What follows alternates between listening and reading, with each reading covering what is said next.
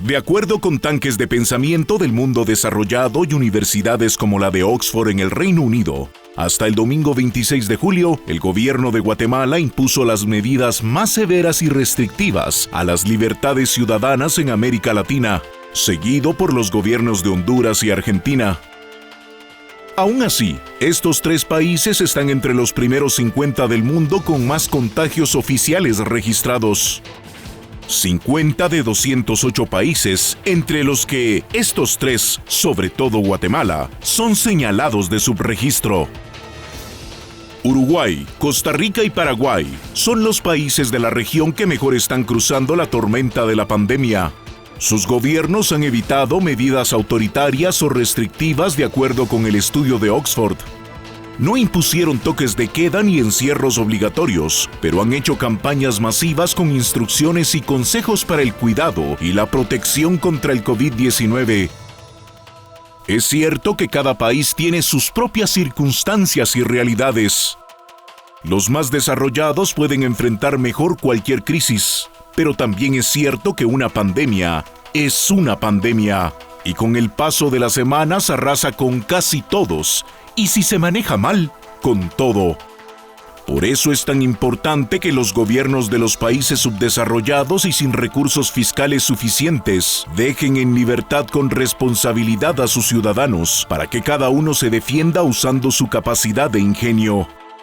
Esta será la opción menos dolorosa y la que al final menos muertes causará. Por eso, las disposiciones publicadas por el gobierno el domingo pasado responden mejor a la realidad de lo que es vivir una pandemia. Ahora bien, aunque los ciudadanos mantengan sus libertades civiles y toda la economía esté abierta, el mundo ya vive la peor crisis económica desde la Gran Depresión de los años 30 del siglo pasado. En Guatemala ya superamos las 10,000 empresas obligadas a suspender o cerrar definitivamente sus operaciones. 210,000 guatemaltecos han perdido su empleo en la economía formal o están suspendidos sin goce de sueldo. Y se calcula que 5 millones de personas que laboran en la informalidad perdieron por lo menos la mitad de su ingreso. Un ingreso que ya era escaso antes de la pandemia. Sufrir una pandemia es algo muy serio.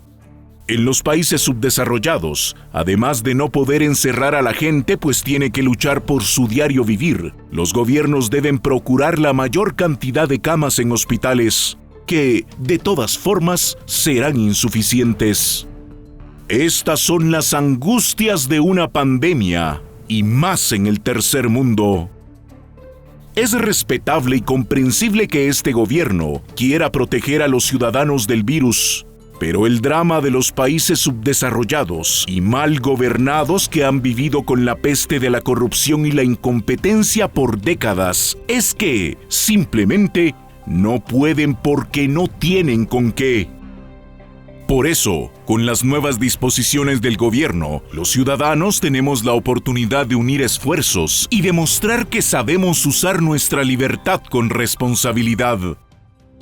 Los países que hasta hace poco eran ejemplo de éxito, como Hong Kong, Japón, Israel y Australia, han visto un aumento en sus contagios al iniciar su reapertura.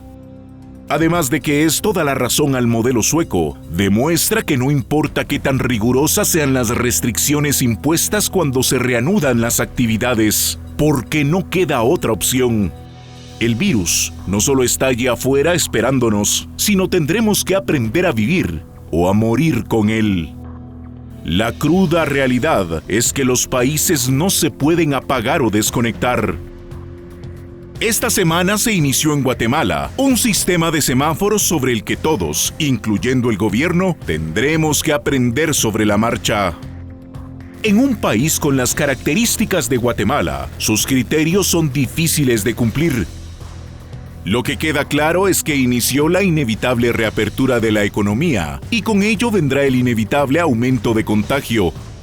Lo importante es que los ciudadanos hagamos nuestro mayor esfuerzo para protegernos y, sobre todo, proteger a nuestros ciudadanos vulnerables. Las naciones que lograrán superar esta pandemia con menos dolores, muerte y desolación serán aquellas que practicaron las dosis correctas de humildad y aplicaron las únicas medidas que realmente funcionan en el tercer mundo: mascarilla, distancia y libertad.